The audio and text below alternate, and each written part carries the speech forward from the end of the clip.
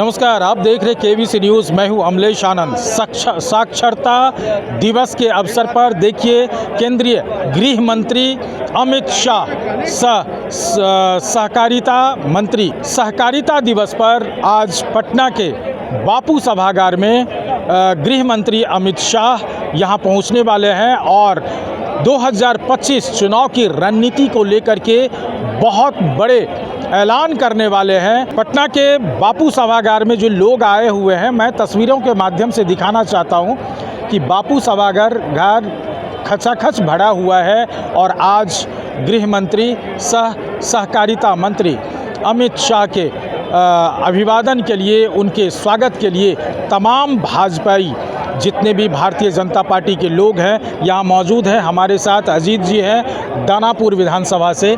क्या कुछ आज होने वाला है अजीत बाबू? अमित शाह जी जो आए हुए हैं सरकारी सरकारी कार्यक्रम है, इसके लिए आए हैं और हम लोग उनका सेवक हैं, इसलिए मैं सेवक का काम है देख रेख करना और उनका स्वागत करना। अमित शाह जी का सेवक है कि पार्टी के सेवक? पार्टी के सेवक, उनका भी सेवक है। पार्टी के सेवक? हाँ, पार्टी सेवक। क्या कुछ नई रणनीति अपनाया जाएगा 25 के चुनाव को लेकर के? 25 का चुनाव तो है ही, रणनीति होगी ना करेगा। अच्छा, एकदम होना है। और 25 का चुनाव 2025 का लक्ष्य हम लोग का है। 225 आवेगा। 225 आवेगा। उसमें नीतीश जी की भागीदारी रहेगी? हाँ, रहेगी। मुख्यमंत्री वही रहेंगे। लेकिन विपक्ष लगातार उनको बिल्कुल खटारा बता रही है, कह रही है रिटायर हो गया है, उनको हटा दिया जाए। बीजेपी सिर्फ ढो रही है अपने स्वार्थ। विपक्ष को तो काम न है कहना। अच्छा, गार्जियन रिटायर हो जाता है मतलब गार्जियन घटा के भेज दीजिए। मतलब बीजेपी के भी गार्जियन नीतीश जी? हाँ, हम लोग तो गार्जियन है ना, हम लोग तो गार्जियन है ना। है अच्छा, बुजुर्ग वही ना है गार्जियन। बीजेपी गार्जियन थोड़ी बात, बीजेपी तो बड़ा भाई है। अच्छा, बीजेपी बड़ा भाई है? बड़ा भाई है, छोटे भाई की भूमिका में है। लेकिन जब कुर्सी पे आसीन होंगे वो तो छोटे भाई ही होंगे। तो उससे क्या, छोटा भाई मालिक नहीं रहता क्या? बड़े भाई का भी कोई चेहरा? छोटा भाई मालिक रहता कि नहीं रहता है? रहता है। बड़ा भाई बाहर रहता तो छोटा भाई घर का मालिक रहता है ना। परिवार में जिसको दे देता है जिम्मेदारी रहता है। ऐसा है। हाँ, मोदी जी सेंट्रल में है तो बिहार में है। वक्फ बोर्ड को लेकर के इतना जो हंगामा खड़ा हो रहा है विपक्ष की तरफ से, अब पप्पू यादव भी मोर्चा खोलने लगे हैं। पप्पू यादव का हल्ला करना काम है, हल्ला करते रहेंगे। हाँ, हल्ला करते रहेंगे। आपकी कोई प्रतिक्रिया है? आज अमित शाह जी एक बड़े प्रोफाइल के तौर पे जाने जाते हैं, देश के गृह मंत्री जाने जाते हैं, सहकारिता दिवस मनाया जा रहा है, इस पर कहा जा रहा है विश्वविद्यालय बनेगा सहकारिता का। अमित शाह का कोई ऐलान होगा?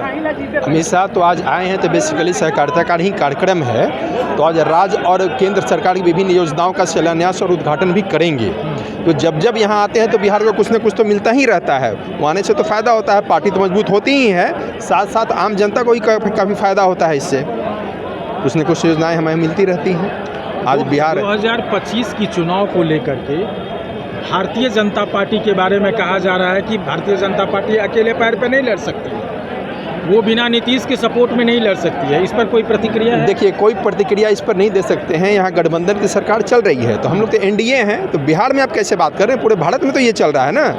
भारत सरकार भी इस पर काम कर रही है एनडीए के तहत। चला रहे हैं तो बिना सपोर्ट लिए ना उनको, तभी ना चला रहे हैं।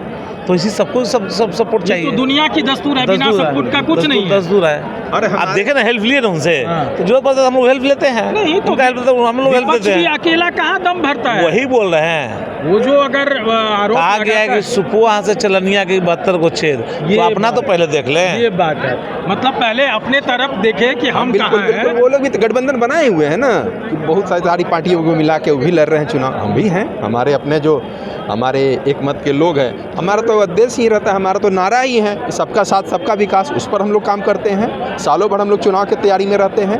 जब ऐलान हो जाए तब हम लोग तैयार रहते हैं एक सिपाही के रूप में भाजपा के। इस बार की जो रणनीति होगी, लगता है कि बिहार में जो अभी तक राजनीतिक इतिहास रहा है वो नया अध्याय जुड़ेगा। नया अध्याय तो जुड़ेगा कि जितने हम सीटों पर हम लोग थे उससे आगे जाएंगे। विपक्ष का सुपरा साफ होने वाला है, कहीं उनके पास कोई मुद्दा नहीं है।